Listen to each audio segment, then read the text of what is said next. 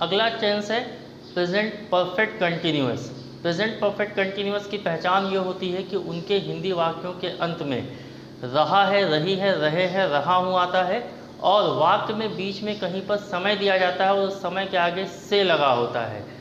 तो सेंटेंस में ये बताया जाता है कि कोई काम जो किसी समय पर शुरू हुआ तब से अभी तक लगातार चल रहा है, ये प्रेजेंट परफेक्ट कंटिन्यूअस के सेंटेंस से पता चलता है।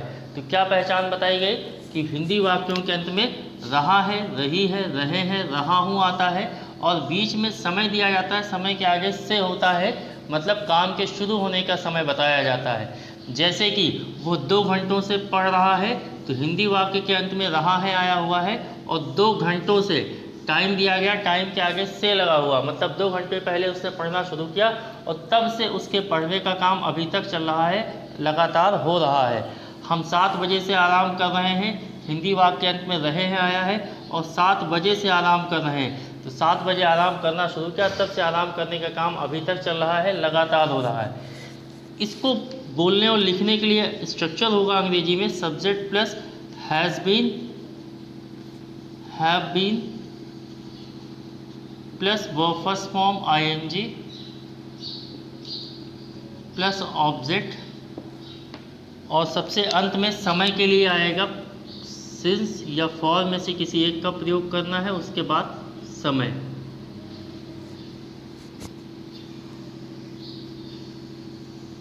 तो सब्जेक्ट, उसके बाद हैज़ बीन या हैव बीन सहायक क्रियाएं हैं, फिर आईएनजी फॉर्म चूँकि काम का लगातार होना है इसलिए आईएनजी फॉर्म आएगा, देन ऑब्जेक्ट, उसके बाद सिंस या फॉर, टाइम के पहले प्रीपोजिशन है, सिंस या फॉर में से किसी एक का प्रयोग करेंगे और सबसे लास्ट में समय का प्रयोग करेंगे।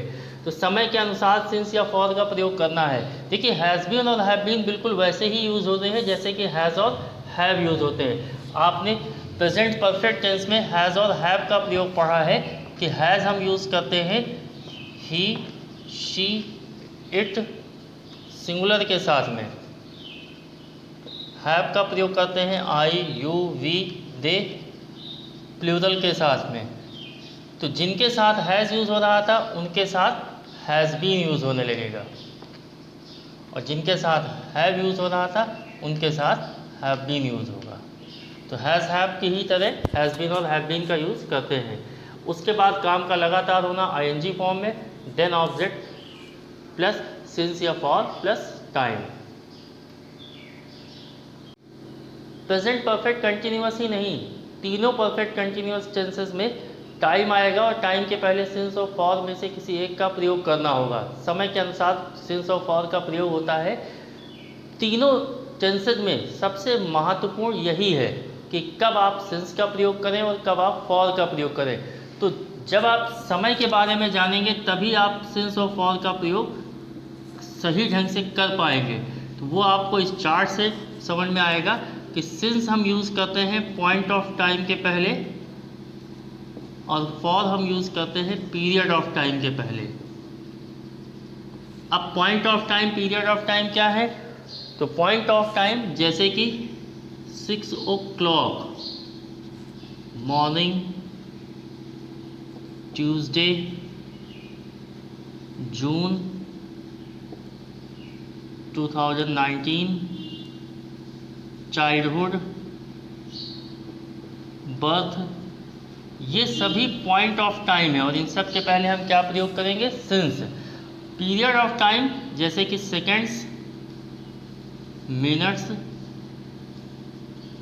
Hours, days, weeks, months, years, a long time, ये सभी पीरियड ऑफ टाइम है और इनके सबके पहले हम फॉर का प्रयोग करते हैं। जैसा कि हमने बताया कि परफेक्ट कंटिन्यूअस टेंसेस में सिंस और फॉर का प्रयोग करना सबसे महत्वपूर्ण है। सिंस और फॉर के बारे में जानना कि कब आप सिंस यूज़ करेंगे, कब आप फॉर यूज़ करेंगे, यही सबसे इम्पॉर्टेंट है। तो सिंस के बारे में बताया गया कि सिंस पॉइंट ऑफ टाइम के पहले यूज़ करते हैं और फॉर पीरियड ऑफ टाइम पहले यूज़ करते हैं।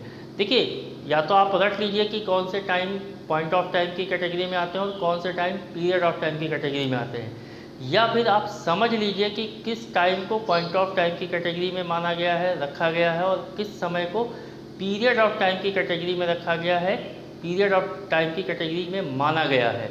तो समझना में बेहतर होगा, मेरे हिसाब से समझना आपके लिए ज़्यादा ज़रूरी है।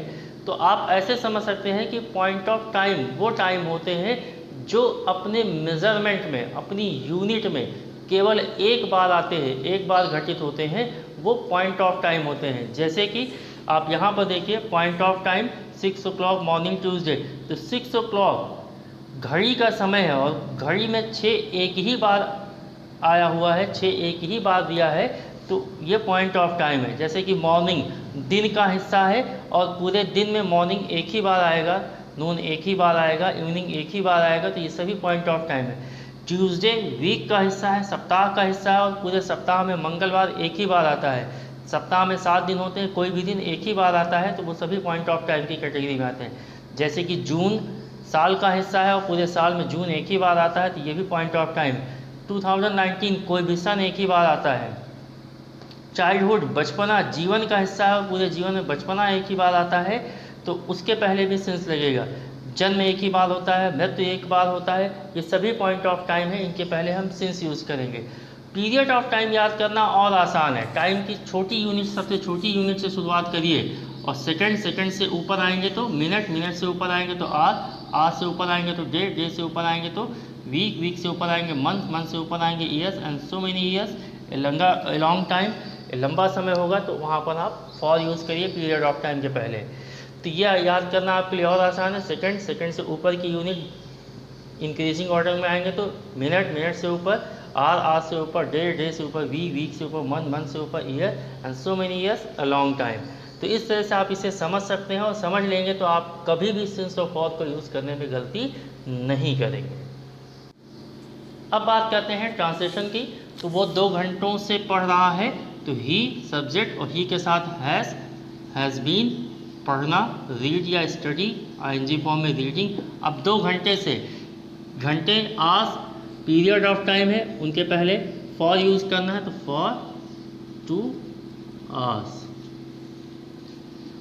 हम 7 बजे से आराम कर रहे हैं, तो वी और वी के साथ हैव बीन हो जाएगा। आराम करना, रेस्ट आईएनजी फॉर्म में रेस्टिंग। और 7 बजे से घड़ी का समय है, point of time since 7 o'clock। We have been resting since 7 o'clock।